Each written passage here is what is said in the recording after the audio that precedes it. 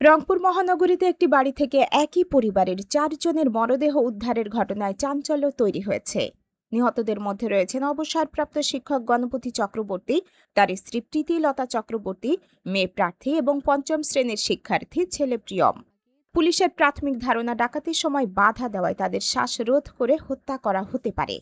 তবে ঘটনার সময়, হত্যার কারণ এবং ৩ দিন পর মরদেহ উদ্ধারের বিষয়টি নিয়ে এখনও বেশ কিছু প্রশ্নের উত্তর মেলেনি। ঘটনাটি সামনে আসে শনিবার রাতে। বৃহস্পতিবার রাত ১:৩০টার দিকে বড় বোন প্রীতিলতার সঙ্গে ফোনে কথা হয়েছিল ছোট বোন পূজা চক্রবর্তীর। এরপর আর যোগাযোগ হয়নি। শনিবার রাতে হঠাৎ বোনের ফোন বন্ধ পান পূজা। একইভাবে তার স্বামী, ছেলে ও মেয়ের ফোনেও যোগাযোগ করা যাচ্ছিল না। বিষয়টি সন্দেহজনক মনে হয় রাত 10:30টার দিকে স্বামীকে সঙ্গে নিয়ে নগরীর মাছুয়াপাড়ায় বোনের বাড়িতে যান পূজা। বাড়ির সামনে গিয়ে দেখেন মূল ফটকে তালা দেওয়া। পরে পাশের বাড়ির ভেতর দিয়ে তিনি বোনের বাড়িতে ঢোকেন। ভেতরে গিয়ে দেখেন ঘরের বিভিন্ন জিনিসপত্র এলোমেলো হয়ে আছে। তখনই তার সন্দেহ হয় বাড়িতে কোনো অস্বাভাবিক ঘটনা ঘটেছে। এরপর পুলিশকে খবর দেওয়া হয়। খবর পেয়ে ঘটনাস্থলে যায় পুলিশ, সিআইডি, পিবিআই সহ আইনশৃঙ্খলা রক্ষাকারী বাহিনীর সদস্যরা। বাড়িতে তল্লাশি চালাতে গিয়ে ৪ জনের মরদেহ উদ্ধার করা হয়। পুলিশ জানায়, সিঁড়ির চিলেকোঠার নিচে পাওয়া যায় প্রীতিলতা ও তার মেয়ে প্রার্থীর মরদেহ। ছাদে ছিল গণপতি চক্রবর্তীর মরদেহ। আর ছেলে প্রিয়মের মরদেহ পাওয়া যায় খাটের নিচে দেয়ালের সঙ্গে লাগানো অবস্থায়। প্রাথমিকভাবে পুলিশ বলছে ৪ জনকে শ্বাসরোধ করে হত্যা করা হয়েছে। বাড়ির ভেতরের পরিস্থিতি দেখে তদন্তকারীদের ধারণা, সেখানে লুটপাটের চেষ্টা হয়েছিল। ঘরের জিনিসপত্র ছড়িয়ে ছিটিয়ে ছিল। এমনকি বাড়ির বিদ্যুৎ সংযোগও বিচ্ছিন্ন করে দেওয়া হয়েছিল। তবে হত্যার উদ্দেশ্য এখনও নিশ্চিত হওয়া যায়নি।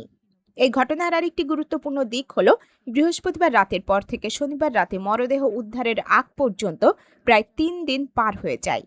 অথচ আশেপাশের বাসিন্দারা বিষয়টি বুঝতে পারেননি। প্রতিবেশীরা জানিয়েছেন, বুধবার ও বৃহস্পতিবারও পরিবারের সদস্যদের তারা দেখেছেন। এমনকি বৃহস্পতিবার দুপুরে প্রিয়ম পাশের দোকান থেকে চকলেটও কিনেছিল। তাহলে এরকম ঘটনা কখন ঘটল? আর এত সময় ধরে কিভাবে বিষয়টি সবার অজানা থাকলো, এগুলো এখনো তদন্তের অংশ। প্রতিবেশীদের ভাষ্যমতে, বাড়ির দরজা বন্ধ থাকায় ভেতরের পরিস্থিতি বোঝার সুযোগ ছিল না। গণপতি চক্রবর্তীর সঙ্গে তাদের নিয়মিত যোগাযোগও ছিল না। এদিকে নিহতের স্বজনরা জানিয়েছেন, বাড়ি নির্মাণের সময় টাকা পয়সা নিয়ে গণপতিকে বিভিন্নভাবে হুমকি দেওয়া হয়েছিল।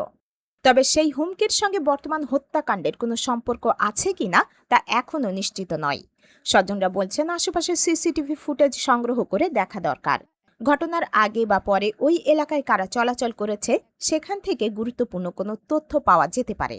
ঘটনার পর ভোরে পুলিশ ঘটনাস্থল থেকে বিভিন্ন আলামত সংগ্রহ করে। ৪ জনের মরদেহের সুরতহাল প্রতিবেদন শেষে ময়নাতদন্তের জন্য হাসপাতালে পাঠানো হয়। পুলিশ বলছে, প্রাথমিক তদন্তের ডাকাতের বিষয়টি সামনে এলেও হত্যার মূল কারণ এখনও পরিষ্কার নয়। বাড়ি থেকে টাকা পয়সা বা মূল্যবান জিনিসপত্র নেওয়া হয়েছে কিনা সেটিও যাচাই করা হচ্ছে। পাশাপাশি অন্য কোনো বিরোধ বা পূর্ব পরিকল্পনা ছিল কিনা সেটিও খতিয়ে দেখা হচ্ছে। গণপতি চক্রবর্তী গত ডিসেম্বরে রংপুর জেলা স্কুল থেকে অবসর নেন। তার মেয়ে প্রার্থী কয়েকদিন আগে কারমাইকেল কলেজ থেকে ইংরেজিতে মাস্টার্স শেষ করেন। আর ছেলে প্রিয়ম ছিল জেলা স্কুলের পঞ্চম শ্রেণীর শিক্ষার্থী। এখন তদন্তে গুরুত্ব পাচ্ছে কয়েকটি বিষয়। ঘটনাটি ঠিক কখন ঘটেছে, কারা বাড়িতে ঢুকেছিল, কেন বিদ্যুৎ সংযোগ বিচ্ছিন্ন করা হয়েছিল এবং পরিবারের সদস্যদের হত্যার পেছনে আসল কারণ কি ছিল। এসব প্রশ্নের উত্তর বের করতে আলামত, সিসিটিভি ফুটেজ এবং পরিবারের স্বজন ও আশেপাশের মানুষের বক্তব্য যাচাই করছে আইনশৃঙ্খলা রক্ষাকারী বাহিনী।